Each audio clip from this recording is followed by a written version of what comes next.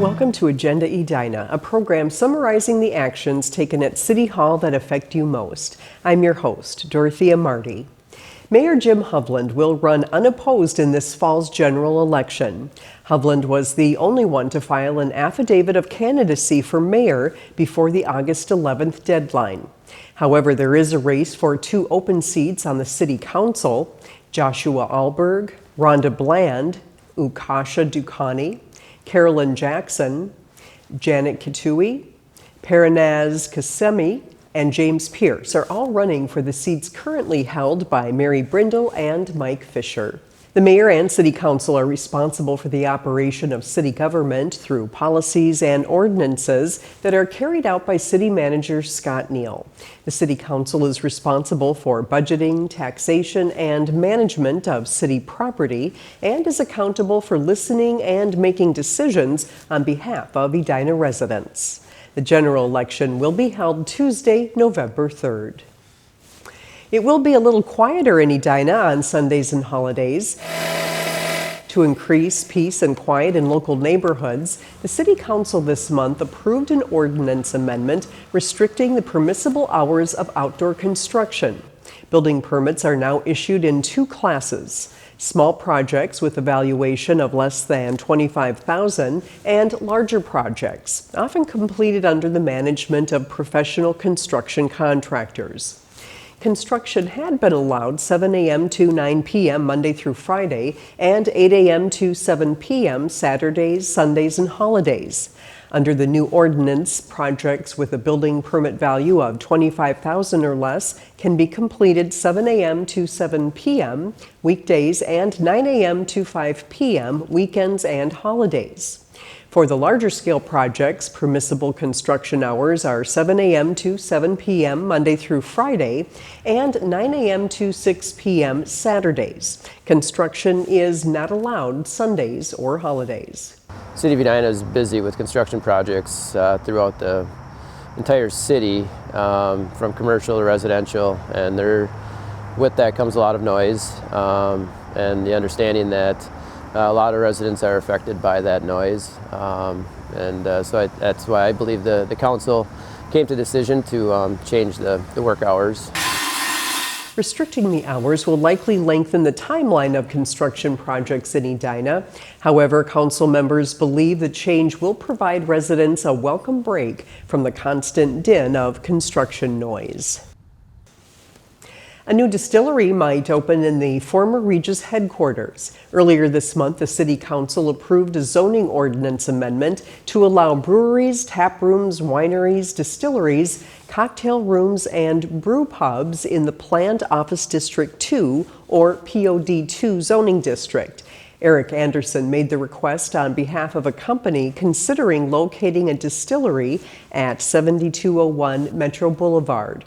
In 2015, the city adopted an ordinance allowing such uses in the planned industrial district. Since then, only Wooden Hill Brewery has opened.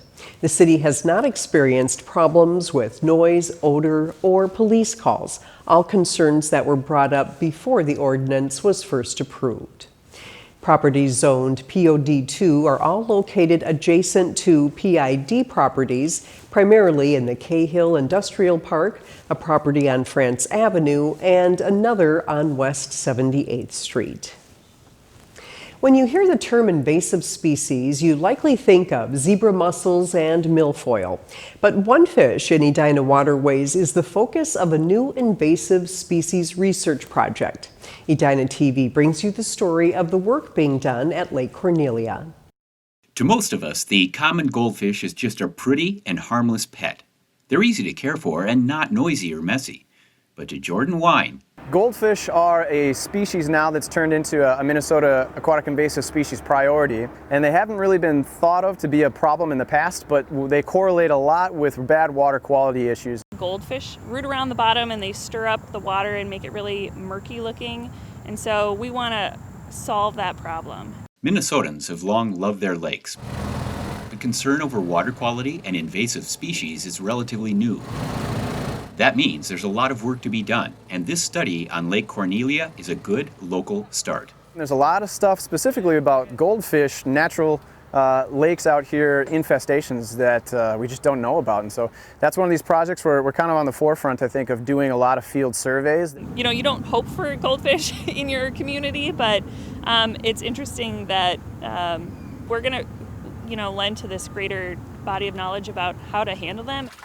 Goldfish are members of the carp family These are goldfish. and are one of the most commonly kept aquarium fish. They start off as what Brady's got, and these bright orange ones. So how did they get here? Somebody who introduced them and thought it wouldn't be a big deal, that's end up having a really bad impact on the natural environments that we're in. By removing these non-native fish, we'll have cleaner water and we'll also have a healthier fishery.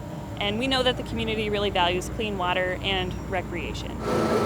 The parameters of the study are somewhat simple. So we'll start with Mr. Colorful. Insert RFID tags into as many fish as possible. Try to make this least impactful as possible. Place tracking stations in various parts of the connected lakes, and then This guy's all done. We'll toss him back in. release the fish to see where they go. And then we record how often, how many fish. We would know, we can correlate it back to the size of that fish, so that if they are a big problem, we can do something about the infrastructure to keep that impact lower. Obviously, there's a cost. The city and the 9 Mile Creek Watershed District are partnering on this project, and the Watershed District is funding the project, and they also received a grant from Hennepin County. Obviously, as Minnesotans, we love our water, and it's very important to us to protect it.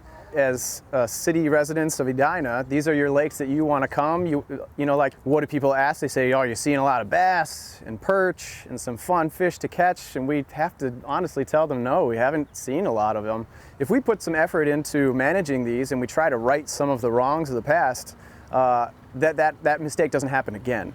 With Dan Carpenter, I'm Tom Cornell, Edina TV. The researchers expect to have initial findings as early as September. And remember, there are several laws in Minnesota regarding the release of non-native species. As the city of Edina works hard to keep those who live and work here informed about the COVID-19 pandemic, we want to remind viewers to visit edinamn.gov/coronavirus for the latest updates, and also to sign up to receive City Extra emails or text messages. Thank you for watching this episode of Agenda Edina. I'm your host, Dorothea Marty.